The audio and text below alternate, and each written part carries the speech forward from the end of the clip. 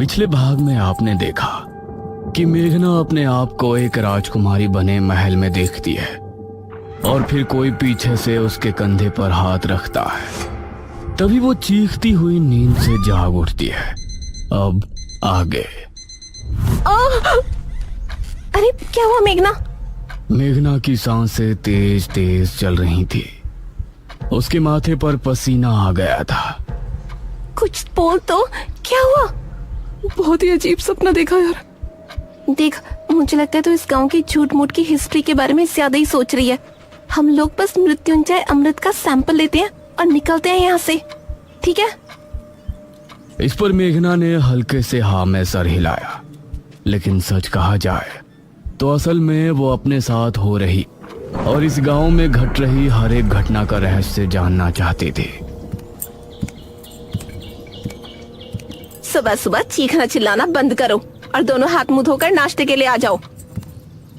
ये कहकर ठकुराइन वहां से चली गई। ये औरत बहुत ही खड़ूस है। एक बार हमारा काम हो जाए, इस गांव को मुड़कर भी नहीं देखना मुझे। ये दोनों फ्रेश होकर नाश्ता करने पहुंचे तो अनुज ने उठकर मेघना के लिए चेयर पुल अप की। आओ मेघना, बैठो। ये देखकर ठकुराइन ने मुंह बना लिया और इन सभी ने मिलकर नाश्ता किया। अनुज बेटा, तुम जल्दी से हमारे साथ चलो, हमें तांत्रिक महाराज को लेने के लिए जाना है। ठीक है पिताजी। ये कहकर मुखिया ने इशिता और मेघना की तरफ देखा। बच्चियों, तुम दोनों बाहर नहीं जाना, ठीक है? हो सके तो ठकुराइन का काम में हाथ बटा देना। जी अंकल, आप फिक्र मत कीजिए, हम घर में ही रहेंगे। अनुज और मुखिया गांव के लोगों से विदा लेकर तांत्रिक महाराज को लेने श्रेणी के लिए निकल गए। इस तरफ मेघना गहरी सोच में डूबी थी। ये कहानी सिर्फ मृत्युंजय अमृत से शुरू हुई थी, लेकिन उसके बाद वो महल, अपने आप को राजकुमारी के रूप में देखना और ये निशिर मोलो, ऐसा लगता है इस गांव का हर एक रहस्य मुझसे जुड़ा है। क्या मुझे राजमहल में जाना चाहिए? करीब 6 घंटे के सफर के बाद मुखिया और अनुज तांत्रिक महाराज के आश्रम पहुंचे, जहां उनका एक शिष्य बैठा हुआ था। प्रणाम। जी प्रणाम। तांत्रिक महाराज कहाँ है? अभी कुछ देर पहले आते तो उनसे भेंट हो जाती। महाराज अभी कुछ क्षण पहले ही बेरमपुर गांव के लिए निकल गए थे। यह सुनकर मुखिया और अनुज हैरान रह गए। हमारे गांव? हम तो महाराज को लेने के लिए आए थे। हमारे आने से पहले ही वो कैसे निकल गए? उन्हें किसने सूचना दी कि हमें उनकी जरूरत है? बाबा का अपने हर एक शिष्य से गहरा संबंध है। उनको दूर बैठे ही उनके बारे में सब कुछ पता चल जाता है। धन्य हो तांत्रिक महाराज। इसका मतलब है कि उनको पहले ही आभास हो गया था कि छोटे तांत्रिक की मृत्यु हो गई है, इसीलिए वो हमारे गांव के लिए निकल गए। पिताजी, अब हमें भी चलना चाहिए। तांत्रिक महाराज तो हमसे पहले गांव पहुंच जाएंगे। हाँ बेटा, चलो। धन्यवाद। अनुज और मुखिया उसी समय वापस गांव आने के लिए निकल गए। इसी तरह दोनों का सफर में ही दिन गुजर गया। इस तरफ शाम होने पर गांव में डर का माहौल छा गया। सभी लोग चौक पर जमा हुए गांव के मुख्य द्वार की तरफ ही देख रहे थे। हे भगवान, मुखिया जी कहाँ रह गए? रात हो गई है, कहीं निशिर मोलो ना आ जाए। इसी तरह से 7 बजे का घंटा बजा और मौसम फिर से बदल गया। सभी ये देखकर डर गए। मेघना, इशिता और ठकुराइन भी सभी के साथ वहां खड़ी थी। तभी उन्होंने मुख्य द्वार से किसी के कदमों की आहट सुनी और धीरे धीरे आंख से साफ हुआ तो सामने से तांत्रिक महाराज आते हुए नजर आए। अरे, ये तो तांत्रिक महाराज हैं।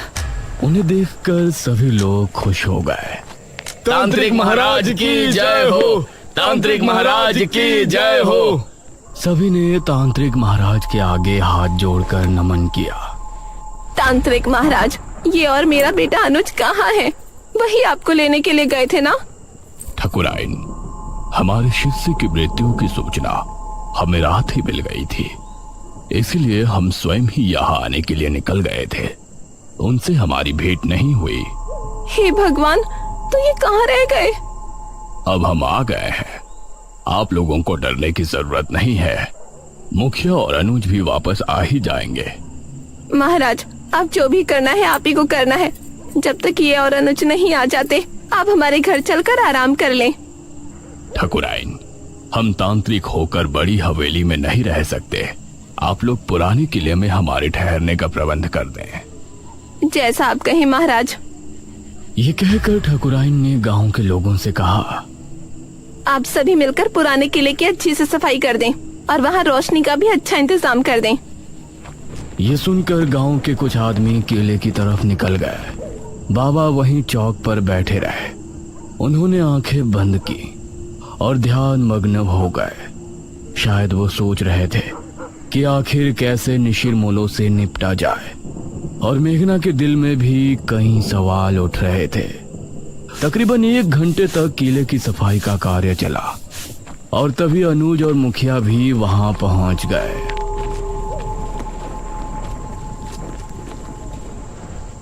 शुक्र है आप आ गए जी। प्रणाम तांत्रिक महाराज। मुखिया की आवाज सुनकर तांत्रिक महाराज ने आंखें खोली। तभी गांव के आदमी भी वहां पहुंच गए। किले की सफाई हो चुकी है ठाकुराइन, अब तांत्रिक महाराज वहां ठहर सकते हैं। आप सभी हमारे साथ किले में चलिए। निशिरमोलो इतने सालों बाद कैसे वापस जाग उठे, ये जानने से पहले हम सभी को निशिरमोलो की पूर्ण कहानी को दोहराने की जरूरत पड़ेगी। अब सभी लोग मिलकर किले में पहुंचे। तांत्रिक महाराज एक ऊंचे टीले पर बैठे थे। किले में हर तरफ कहीं दीपक और दीवारों पर मशालें लगी थी जो वहां रोशनी उत्पन्न कर रही थी। मेघना अब तांत्रिक महाराज को बड़े गौर से देख रही थी, क्योंकि निशिरमोलो के बारे में जानने की उसकी उत्सुकता भी बढ़ रही थी। ये बात सन 1626 की है। उस समय हमारे नगर में महाराज विश्वजीत का शासन था। विश्वजीत की रानी का देहांत हो गया था और उनकी एक राजकुमारी थी, राजकुमारी मेघालय। महाराज, नगर में फैली महामारी अब और बढ़ चुकी है। अब इससे नहीं निपटा गया तो राज्य पूरी तरह से बर्बाद हो जाएगा। इस महामारी से निपटने का बंदोबस्त हम अवश्य करेंगे मंत्री जी। उसी समय एक आदमी वहां पहुंचा। महाराज की जय हो। जी, कौन है आप? महाराज, हम आपके पड़ोसी राज्य बल्लभगढ़ के राजा इंद्रसेन के दूत हैं। उन्होंने आपको शीघ्र ही मिलने बुलाया है। उनका कहना है कि आपके राज्य पर जो संकट आया है उससे निपटने में वो आपकी सहायता करना चाहते हैं। पिताश्री, हमें नहीं लगता कि वो हमारी इस महामारी से निपटने में कोई सहायता कर सकते हैं। हमें स्वयं ही कुछ करना पड़ेगा। समस्या गंभीर है राजकुमारी, हमें एक बार अवश्य ही उनसे मिलना चाहिए। हम आज रात ही उनके राज्य के लिए निकलते हैं। ठीक है पिताश्री, इस महामारी का जो भी हल निकले आप शीघ्र ही वापस आने की कोशिश करें, क्योंकि अगर आप इस बीमारी का इलाज नहीं ढूंढ पाए तो हमें ही कुछ करना होगा। अवश्य राजकुमारी। महाराज अपने रथ में बैठ बल्लभगढ़ के लिए निकल गए। रथ में उनके साथ सेनापति थे और 2 घोड़सवार सिपाही पीछे आ रहे थे। उनका रथ इस समय जंगल के रास्ते से गुजर रही थी। तभी अरे, ये क्या हुआ? रथ अचानक से रुककर टेढ़ा हो गया था। सेनापति जी, बाहर निकलिए। महाराज और सेनापति बाहर निकले तो देखा रथ का पहिया गड्ढे में फंसा है और चटक भी गया है। अरे, ये क्या हुआ? अब जंगल में इस रथ का पहिया कौन ठीक करने आएगा? क्षमा करें महाराज, हम अभी इसे ठीक कर देंगे। आपको थोड़ी प्रतीक्षा करनी पड़ेगी। तभी इन लोगों को पानी की आवाज सुनाई दी। ये कैसी आवाज है? ऐसा लगता है जैसे कोई कुएं से पानी खींच रहा हो और यह आवाज कुएं के ऊपर लगी चरखी से आ रही हो। आइए देखते हैं। राजा और सेनापति उस दिशा में गए तो वहां उनको कुएं पर एक औरत पानी भरती नजर आई। उसके बाल बहुत लंबे थे, वो दिखने में बहुत ही खूबसूरत थी और वेशभूषा से आदिवासी लग रही थी। उसने जैसे ही महाराज और सेनापति से नजरें मिलाई तो उसका सौंदर्य देखकर ये दोनों ही सन्न रह गए।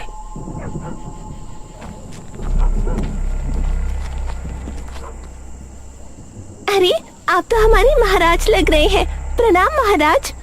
प्रणाम। क्या नाम है आपका? मेरा नाम दमयंती है महाराज। यहाँ पास ही मेरी कुटिया है। आप इस समय जंगल में? असल में हम पड़ोसी राज्य के लिए निकले थे। हमारा रथ खराब हो गया है, तो इसीलिए हम जंगल में भटक रहे हैं। महाराज, तो आप हमारी कुटिया में चलिए। यहाँ भटकना ठीक नहीं है। जब तक रथ ठीक नहीं हो जाता आप वहाँ रुक सकते हैं। ये दोनों दमयंती के साथ उसकी कुटिया में चले गए और फिर दमयंती ने दोनों को पीने के लिए पानी दिया। कितनी सुंदर है ये। अगर ये हमारी पत्नी बन जाए तो जीवन धन्य हो जाए। कितनी सुंदर स्त्री है। अगर ये हमारी पहली महारानी बन जाती तो कितना अच्छा होता। लेकिन हम एक महाराज होकर इसके सामने अपना प्रस्ताव रखें और इसने ठुकरा दिया तो इससे हमारा बहुत अपमान होगा। दमयंती दोनों को देखकर मुस्कुराने लगी। क्या हुआ दमयंती जी, आप इस तरह से क्यों मुस्कुरा रही हैं? दमयंती ने दोनों की तरफ देखा और बोली, अगर हम कहें कि हम आप दोनों के मन की बात सुन सकते हैं तो आपको कैसा लगेगा? ये आप क्या कह रही हैं? भला कोई किसी के मन की बात कैसे सुन सकता है? मैं सुन सकती हूँ महाराज। अभी सेनापति जी ने हमें अपनी धर्मपत्नी और आपने हमें अपनी महारानी बनाने के बारे में सोचा है। ये सुनकर सेनापति और महाराज दोनों ही हैरान रह गए। आप लोग घबराएं नहीं, मैं भी आप दोनों में से किसी एक की होना चाहती हूँ। ये सुनकर महाराज और सेनापति दोनों के चेहरे पर मुस्कान छलक आई। तो ठीक है दमयंती, अपना निर्णय सुनाए। इससे पहले ही सेनापति बोला, महाराज, अगर आप दमयंती को चाहते हैं तो हम आपके विरुद्ध नहीं जा सकते। ये सुनकर महाराज को बहुत अच्छा लगा और दमयंती भी मुस्कुराई। किंतु हम एक महारानी का जीवन नहीं जीना चाहते। हम आपकी धर्मपत्नी बनकर सिर्फ अपना पत्नी धर्म निभाना चाहते हैं। अगर आपको हमारा प्रस्ताव स्वीकार है तो आपको अभी इसी क्षण हमसे विवाह करना होगा। महाराज ने उसी समय अग्नि के साथ फेरे लेकर दमयंती से विवाह कर लिया। सुबह होने तक रथ भी ठीक हो गया था। महाराज ने दमयंती को भी अपने साथ लिया और फिर उस राज्य पहुंचे। राजा इंद्रसेन को हमारा नमन है। आइए महाराज, बैठिए। महाराज और इंद्रसेन में बातें हो रही थी, लेकिन इंद्रसेन भी दमयंती पर मोहित हो गया था। आज रात इस विश्वजीत को रास्ते से हटाकर हम दमयंती को अपना लेंगे और फिर कल ही इसके राज्य पर हमला बोलकर उसे भी अपने अधीन कर लेंगे। दमयंती उसको बड़ी गौर से देख रही थी और उसके चेहरे पर गुस्सा दिखने लगा था। क्या हुआ दमयंती? महाराज, राजा इंद्रसेन आपकी कोई मदद नहीं करना चाहते। रात होने पर आपको रास्ते से हटाने की योजना बना रहे हैं और हमें हमेशा के लिए अपना बना लेंगे और आपके राज्य को भी हड़प लेंगे। यह सुनकर इंद्रसेन भी हैरान रह गया। महाराज को बहुत गुस्सा आया। उन्होंने उसी समय अपनी तलवार निकाली। इंद्रसेन को परास्त करने के बाद महाराज तुरंत अपने राज्य की ओर लौट गए।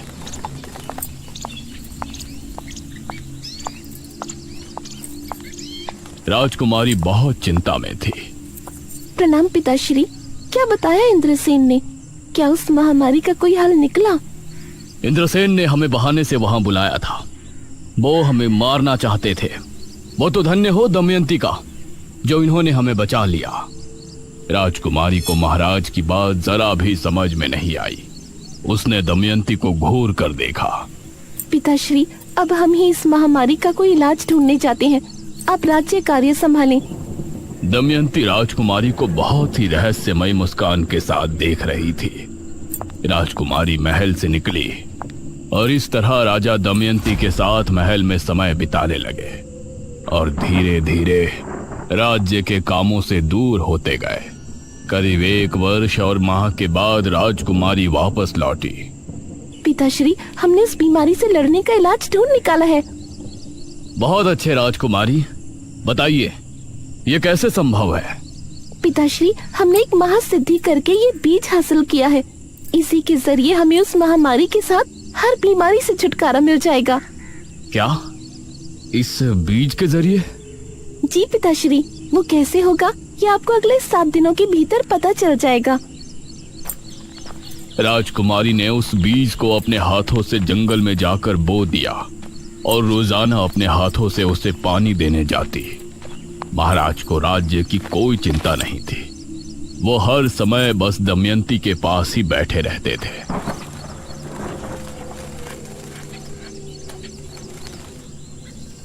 7 दिनों के बाद राजकुमारी महाराज, मंत्री और सेनापति को लेकर जंगल पहुंची। उन्होंने पाया कि पेड़ बहुत ही हरा भरा हो गया है और उससे हरे रंग का पदार्थ टपक रहा है। ये क्या चमत्कार है राजकुमारी? पिताश्री, ये मृत्युंजय अमृत है। इसकी 3 बूंद पीने से बड़े से बड़ा रोग दूर हो जाता है। हम इसके जरिए राज्य में फैली महामारी का खात्मा कर सकते हैं। वाह राजकुमारी, बहुत अच्छे। उसके बाद राजकुमारी ने अपने राज्य के सभी बीमार लोगों को वो मृत्युंजय अमृत देना शुरू किया और अगले 2 माह में वो महामारी राज्य से पूरी तरह से खत्म हो गई। राजकुमारी इससे खुश भी थी, लेकिन महाराज के दमयंती के करीब जाने और हर दम चिपके रहने से चिंता में भी थी। तभी एक दिन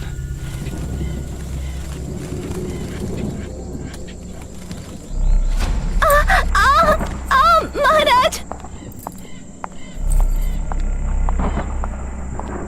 दमयंती, क्या हुआ आपको? क्या हुआ दमयंती आपको? कुछ तो बताइए। देखते ही देखते उसके चेहरे की रंगत बदल गई और वो एक बूढ़ी नजर आने लगी। ये देखकर महाराज के पैरों तले जमीन निकल गई। दमयंती, ये क्या हो गया आपको?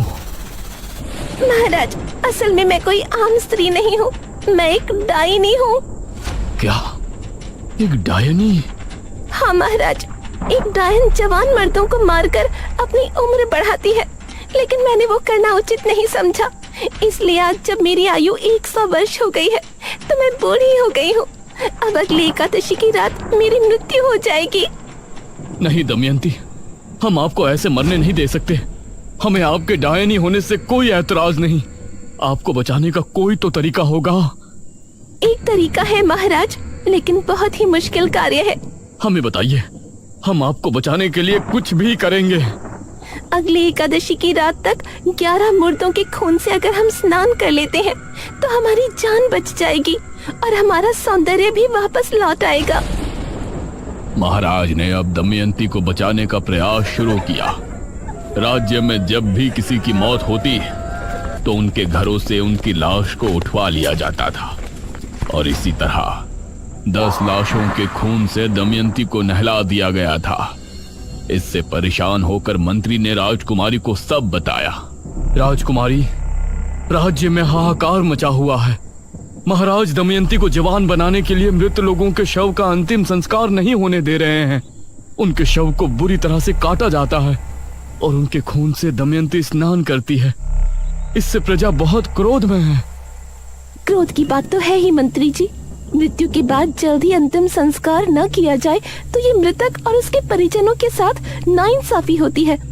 वो कभी भी मोक्ष के द्वार से होकर नहीं गुजर सकते। हम पिताश्री से इस विषय में बात करेंगे।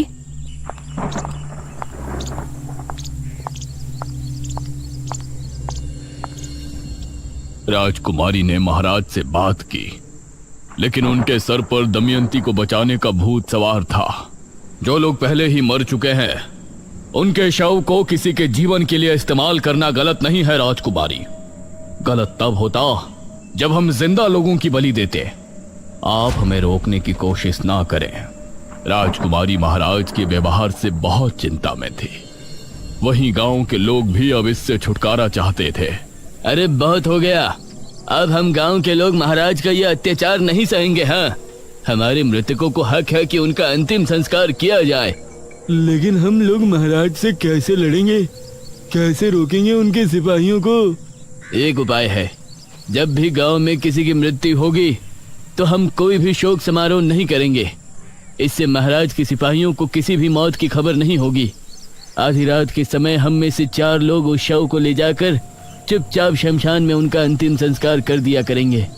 सिर्फ 4 लोग, बाकी सभी अपने अपने घरों में शांतिपूर्ण होंगे।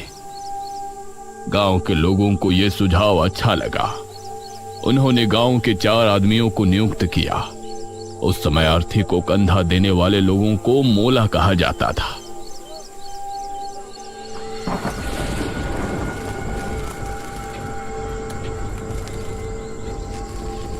ये 4 लोग रात के समय निकला करते थे, इसीलिए इनका नाम निशिर मोलो रखा गया। अब जब भी कोई मृत्यु होती तो 4 कथई लिबास वाले आदमी निशिर मोलो बन के उस शव को कंधा देते और उसका चुपचाप अंतिम संस्कार करके वापस गांव को लौट आते। समझ नहीं आ रहा, पूरे 15 दिन हो गए, अभी तक किसी के घर कोई मृत्यु नहीं हुई है। ऐसा कैसे हो सकता है? अगले दिन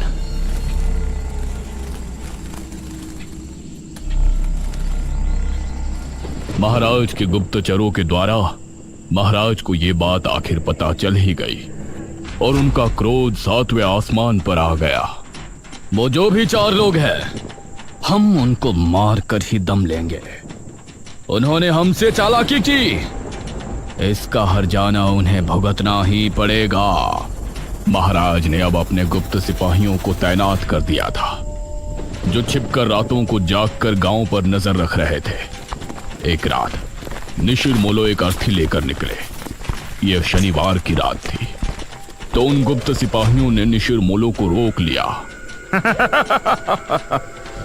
अब तुम लोगों को कोई नहीं बचा सकता, कोई नहीं। बहुत दे दिया हमारे महाराज को धोखा। उन सिपाहियों ने इन 4 आदमियों को मार गिराया और फिर शव लेकर महाराज के पास पहुंचे। उस शव को दमयंती के कक्ष में पहुंचा दिया गया और सुबह होने पर